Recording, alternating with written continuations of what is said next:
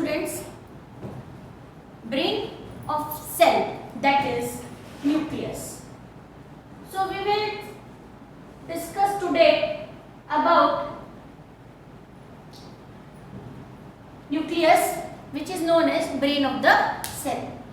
हमने last section में cell wall और सेल मेम्ब्रेन स्टडी कर लिया था. उन दोनों में आपको डिफरेंस भी करना है. मैं एक बार की पॉइंट फिर से रिवाइज कर देती हूँ. Cell membrane is made up of phospholipid and protein. Cell wall is made up of cellulose. Cell wall present in plant cell only. Then cell membrane is thin, flexible and living. On another side, cell wall is non-living, rigid and non-elastic, है ना? It is not flexible. It gives a definite shape to plant cell. Third important point, cell membrane is semi-permeable membrane, whether cell wall is permeable for water. ठीक है? तो जो cell membrane होती है वो selective permeable membrane होती है, जबकि cell wall is permeable for water. So these three differences between cell wall and cell membrane is important.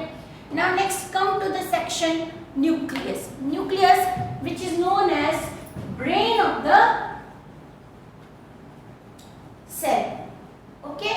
इसको brain of the cell भी कहते हैं. We will discuss two sections in nucleus. First is structure and another is function. Discovery of nucleus is related with Robert Brown. ठीक है, ये Robert brown ने discover किया था.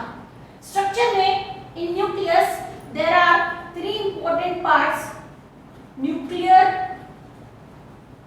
मेम्ब्रेन, न्यूक्लियोप्लाज्म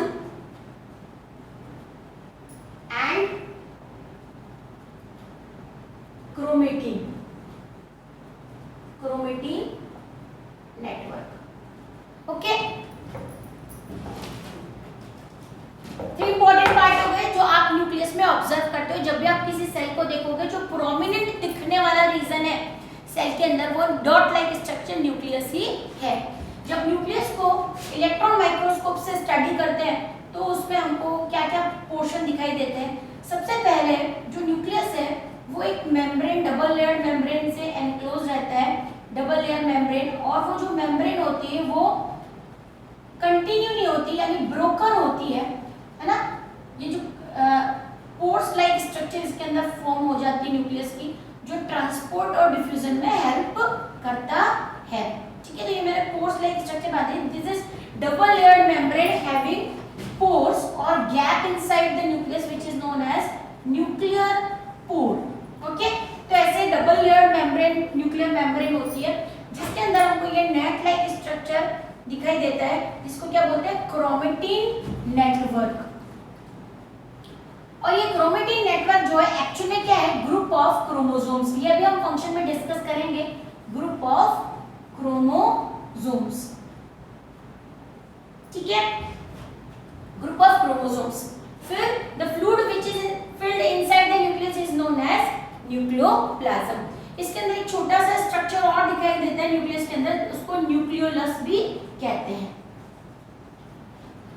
ओके, क्लियर हो गया. So this is all about the structure of nucleus. It is nucleus is double layer covered structure. Okay, so it is known as nuclear membrane. The fluid inside the nucleus is nucleoplasm. There is network-like, fiber-like structure. It is known as chromatin network. Chromatin network is actually group of chromosomes. Clear है? तो ये हो गया structure of nucleus. Structure of nucleus से related है. दो term आपको study करने की है. One is prokaryotic and another is eukaryotic. Important difference है ये अभी हमको, क्योंकि स्ट्रक्चर से रिलेटेड है इसलिए इसको यहीं पर कर लेते हैं. ये ऑर्गेनिज्म के टाइप है, टाइप ऑफ ऑर्गेनिज्म है प्रोकैरियोटिक एंड यूकैरियोटिक. ठीक है, तो on the basis of nucleus organisms can be categorized into two parts, prokaryotic organism and eukaryotic organism. अब ध्यान से इनका डिफरेंस करो। प्रो मींस होता है प्रिमिटिव और अर्लियर, कैरियन मतलब होता है न्यूक्लियस। तो प्रोकैरियोटिक के अंदर एक इंपॉर्टेंट पॉइंट है कि in the nucleus of prokaryotic nuclear membrane is absent. Very important. In prokaryotic organism, nucleus is not covered with nuclear membrane. ठीक है, इसका मतलब nuclear membrane is absent. Nucleus is not enclosed within the membrane. Clear हो गया? तो nucleus जो है उसमें न्यूक्लियर मेम्ब्रेन ही नहीं है। ऑब्वियसली अगर न्यूक्लियर मेम्ब्रेन नहीं है तो वो जो सेल है वो कैसा दिखाई देगा? प्रोकैरियोटिक ऑर्गेनिज्म का सेल ऐसे ही यूनिफॉर्म दिखाई देगा, जिसमें आपको एक वेल डिफाइंड न्यूक्लियस ऑब्जर्व नहीं हो रहा। On another side eukaryotic organism nuclear membrane is present. Nuclear membrane is present. अगर न्यूक्लियर मेम्ब्रेन प्रेजेंट होगी तो जो न्यूक्लियस है वो आपको ऐसा वेल डिफाइंड किसी भी सेल के अंदर सेंटर ऑफ द पार्ट दिखाई देगा। ठीक है, न्यूक्लियर मेम्ब्रेन इज एब्सेंट, इसका मतलब क्या हुआ? Nucleus is well defined enclosed structure. Okay, enclosed structure. ये फर्स्ट डिफरेंस हो गया प्रोकैरियोटिक और यूकैरियोटिक ऑर्गेनिज्म में। ये डिफरेंस बहुत इंपॉर्टेंट है। इन यूकैरियोटिक और जो प्रोकैरियोटिक है उनके अलावा जितने भी ऑर्गेनिज्म हैं जिनके अंदर न्यूक्लियर मेम्ब्रेन जो है वो न्यूक्लियस जो है वो न्यूक्लियर मेम्ब्रेन से एनक्लोज्ड है, वेल डिफाइंड है, वो इजीली ये साइटोप्लाज्म है और साइटोप्लाज्म से खुद को सेपरेट करके रखे हुए है। ठीक है, तो ऐसे ऑर्गेनिज्म को क्या बोलेंगे? यूकैरियोटिक या वेल डेवलप्ड ऑर्गेनिज्म। तो फर्स्ट डिफरेंस हो गया nuclear membrane is absent, nuclear membrane is present. Second difference हमने किया है nucleus is not enclosed with in the membrane. यहां पर सेकंड डिफरेंस क्या हो गया? Nucleus is well defined and enclosed structure. Okay, next is third point. अगर nucleus की मेम्ब्रेन नहीं है, देखो यहां पर आपको कोई सेपरेशन दिखाई दे रहा है, कोई सेपरेशन नहीं है, तो हम ये कह सकते हैं कि nucleoplasm is spread in cytoplasm। ठीक है, तो जो न्यूक्लियस अगर वेल डिफाइंड नहीं हो, उसका मेम्ब्रेन नहीं है, तो जो न्यूक्लियस के अंदर का सारा मटेरियल है, अभी जो हमने पढ़ा क्रोमेटिन है, क्रोमोसोम्स है, फिर न्यूक्लियोप्लाज्म, ये सारा जो मटेरियल है वो कहां पर बिखरा हुआ होगा? साइटोप्लाज्म के अंदर ही होगा। तो साइटोप्लाज्म और न्यूक्लियोप्लाज्म को आप डिफरेंशिएट नहीं कर सकते, वहां पर न्यूक्लियोप्लाज्म साइटोप्लाज्म के अंदर ही आपको दिखाई देगा। तो we can not differentiate between nucleoplasm and cytoplasm. जबकि यूकैरियोटिक में cytoplasm is separated by nuclear membrane of nucleus. ठीक है, यहां पर आप देखो जो न्यूक्लियस की मेम्ब्रेन है वो इस साइटोप्लाज्म से उसको ये न्यूक्लियोप्लाज्म है और बाहर क्या भरा हुआ है? साइटोप्लाज्म। उनको सेपरेट करने वाली कौन है? Nuclear membrane. तो cytoplasm and nucleoplasm are separated by nuclear membrane. Very good. Then यहां पर थर्ड पॉइंट हो गया। फोर्थ पॉइंट है the nucleus which is present in prokaryotic organism। यानी अगर आप न्यूक्लियस, डेफिनेशन इंपॉर्टेंट है, nucleus without nuclear membrane is known as nucleoid. ठीक है, न्यूक्लियस विदाउट न्यूक्लियर मेम्ब्रेन यानी ऐसे ऑर्गेनिज्म जिनके अंदर न्यूक्लियर मेम्ब्रेन नहीं होती, तो जो न्यूक्लियस है उसको हम क्या कहोगे? उसको एक दूसरा नेम दिया है, उसको क्या बोलते हैं? न्यूक्लियोइड। ठीक है, फोर्थ डिफरेंस। जबकि प्रोकैरियोटिक में वो एक डबल लेयर्ड मेम्ब्रेन से कवर्ड न्यूक्लियस है। न्यूक्लियस इज एनक्लोज्ड, ऐसा लिख सकते हैं। तो प्रोकैरियोटिक जो न्यूक्लियस है यानी nuclear without nuclear membrane is known as nucleate, जबकि यूकैरियोटिक में उसको आप न्यूक्लियस ही कहते हो। ठीक है, एग्जांपल प्रोकैरियोटिक के कौन होते हैं? Blue green algae and secondly bacterias, some bacterias, कुछ बैक्टीरिया और ब्लू ग्रीन एल्गी, ये प्रोकैरियोटिक के एग्जांपल है, यानी उनके न्यूक्लियस के ऊपर कोई भी न्यूक्लियर मेम्ब्रेन नहीं मिलता है। बाकी के जितने भी ऑर्गेनिज्म बच्चे, प्लांट और animals having well developed nucleus, ठीक है, तो ये हो गया well developed nucleus in other organism which is known as eukaryotic organism. ठीक है, तो यहाँ पर न्यूक्लियस के स्ट्रक्चर से रिलेटेड दोनों टर्म बहुत ज्यादा इंपॉर्टेंट है, प्रोकैरियोटिक एंड यूकैरियोटिक ऑर्गेनिजम्स।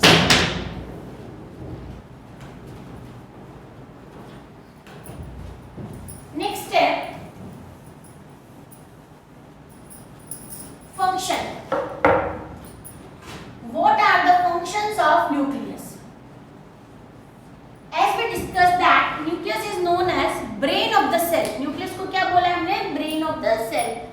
तो brain का क्या फंक्शन होता है? Control and regulation.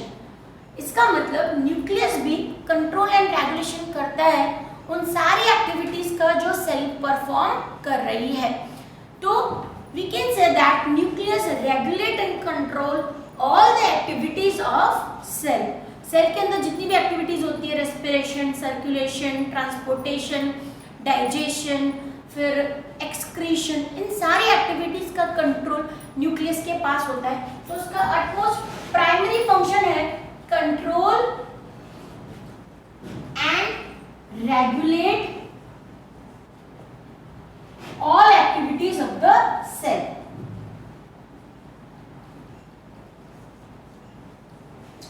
ठीक है, सेल की जो सारी एक्टिविटीज है उनका कंट्रोल और रेगुलेशन न्यूक्लियस के पास होता है। That's why it is known as brain of the cell. Second important function है न्यूक्लियस का inheritance of character. Inheritance of character, इसका मतलब क्या होता है? न्यूक्लियस के अंदर जो क्रोमोसोम्स है उन क्रोमोसोम्स में डीएनए प्रेजेंट होता है और डीएनए के अंदर जीन प्रेजेंट होते हैं। यानी देखो क्रोमेटिन, क्रोमेटिन के अंदर रॉड लाइक स्ट्रक्चर प्रेजेंट होती है जिनको क्रोमोसोम्स कहते हैं। क्रोमोसोम्स के अंदर डीएनए, आरएनए प्रेजेंट होते हैं जो जीन्स फॉर्म करते हैं, और ये जीन जो होते हैं वो एक जनरेशन से दूसरी जनरेशन में ट्रांसफर होते हैं। तो एक्चुअल में ये वर्क सारा कहाँ हो रहा है? क्रोमोसोम्स में हो रहा है। और क्रोमोसोम्स कहाँ प्रेजेंट होते हैं? न्यूक्लियस में प्रेजेंट होते हैं। इसलिए एक सेल से दूसरे सेल बनना यानी एक ट्रांसफर ऑफ कैरेक्टर है ना, ये इसका जो कंट्रोल होता है वो भी न्यूक्लियस के पास होता है। बहुत ज्यादा इसको डिटेल नहीं करना है। एट द टाइम ऑफ, और इसमें जैसे जो थर्ड पॉइंट है हम दोनों को कोरिलेट करते हैं, फैसिलिटेट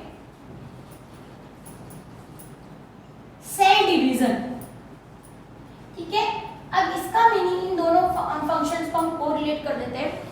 जब भी कोई सेल जो होती है वो सेल, ये जो प्रोसेस होती है एक सेल से दो सेल बनना है ना, फिर फर्दर मल्टीपल सेल्स बनेगी, तो सेल डिवाइड होकर मल्टीपल सेल्स बन जाती है। यानी एक सेल से बहुत सारी सेल बनती है, तब जो ऑर्गेनिज्म होता है वो ग्रो करता है या फिर रिप्रोडक्शन करता है। तो सेल डिवीजन जो होता है वो दो रीजंस के लिए होता है, या तो बॉडी को ग्रो करने के लिए होता है या एक अपने जैसी ही दूसरी स्ट्रक्चर बनाने के लिए यानी रिप्रोडक्शन के लिए होता है, अपने नंबर इंक्रीज करने के लिए। तो रिप्रोडक्शन और ग्रोथ इन दोनों में सेल डिवीजन होता है। तो जब भी सेल डिवाइड होती है तो सेल का जो साइटोप्लाज्म होता है वो भी दो पार्ट्स में डिवाइड होता है, न्यूक्लियस होता है वो भी दो पार्ट्स में डिवाइड होता है। तो जब सेल डिवीजन हो रहा होता है तो ये जो क्रोमोसोम्स होते हैं ये वहाँ पर एक इम्पॉर्टेंट रोल प्ले करते हैं, जिसकी वजह से जो कैरेक्टर होते हैं है ना, तो जैसे ये दोनों जो सेल है इसमें ये जो प्राइमरी सेल थी पेरेंट सेल, उनके कैरेक्टर आए होंगे। तो ये जो कैरेक्टर एक जनरेशन से दूसरी जनरेशन यानी एक सेल से दूसरी सेल्स में और सेल से फिर मल्टीपल सेल्स में ट्रांसफर होता है, इसका सारा कंट्रोल कौन करता है? न्यूक्लियस करता है। ठीक है, क्योंकि न्यूक्लियस के अंदर क्रोमोसोम्स प्रेजेंट होते हैं। लास्ट पॉइंट है जो न्यूक्लियस के लिए इंपॉर्टेंट है, it is semi autonomous organelle. Semi autonomous organelle, ठीक है। सेमी ऑटोनॉमस ऑर्गेनल का मतलब होता है nucleus has its own DNA and protein, its own DNA and protein. Means देखो साइटोप्लाज्म में तो डीएनए प्रोटीन ये सब प्रेजेंट होता है, लेकिन न्यूक्लियस के अंदर उसके खुद के डीएनए और प्रोटीन प्रेजेंट होते हैं। ये डीएनए और आरएनए क्या होते हैं? ये एक टाइप के न्यूक्लिक एसिड्स हैं, यानी बायोकेमिकल्स ही हैं जो हमारी बॉडी के अंदर प्रेजेंट होते हैं और हेरिडिटी में हेल्प करते हैं। डीएनए वर्ड आपने बहुत सुना होगा, deoxyribose nucleic acid and ribose nucleic acid. तो न्यूक्लियस के पास अपना खुद का डीएनए और आरएनए होता है ना, साइटोप्लाज्म के अलावा। साइटोप्लाज्म में जो प्रेजेंट है वो तो है ही, लेकिन न्यूक्लियस का अपना खुद का डीएनए और आरएनए होता है। Nuclear DNA, nuclear RNA, nuclear protein, है ना, उसका खुद का नेम है, जिसकी वजह से उसका खुद का नंबर इंक्रीज करने के लिए, यानी जब एक सेल से दूसरी सेल बनेगी तो न्यूक्लियस जो डिवाइड होगा, उस न्यूक्लियस का डिवाइड होना उसके खुद के कंट्रोल में है।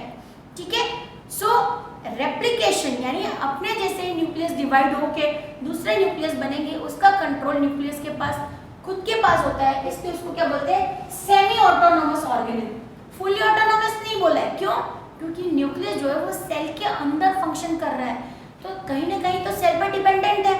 सेल से बाहर निकाल दोगे तो थोड़ी ना डिवाइड होगा, तो क्योंकि वो, लेकिन उसका खुद का कंट्रोल, उसका खुद का रेप्लिकेशन उसके पास है, क्योंकि उसके पास अपना डीएनए प्रोटीन है, इसलिए उसको सेमी ऑटोनॉमस ऑर्गेनल कहते हैं। सेमी मतलब सम पार्ट, है ना, हाफ। तो इस तरह से वो साइटोप्लाज्म से डिफरेंट अपना वर्क कर सकता है। ऐसे ऑर्गेनल ह्यूमन प्लांट सेल के अंदर 3 होते हैं, न्यूक्लियस, माइटोकॉन्ड्रिया एंड क्लोरोप्लास्ट, जबकि एनिमल सेल में 2 ही हो गए, nucleus and mitochondria. So this is all about nucleus, structure and function. ठीक है, नेक्स्ट सेशन में हम very important organelle of the cell करेंगे, दैट इज माइटोकॉन्ड्रिया, है ना, which is known as powerhouse of the cell. आपकी book में structure और फंक्शन ऐसा डिफरेंशिएशन नहीं दिया हुआ है, लेकिन मैंने आपको बताया है आपको नोट्स इसी तरह से बनाने हैं, स्ट्रक्चर एंड फंक्शन। आप चाहो तो कुछ डिटेल्स और लिख सकते हो, जितना हम करवा रहे हैं उससे डिफरेंट। ठीक है, तो कल हम माइटोकॉन्ड्रिया डिस्कस करेंगे नेक्स्ट सेशन में, जिसमें हम structure of mitochondria and function of mitochondria discuss करेंगे। Okay, thanks.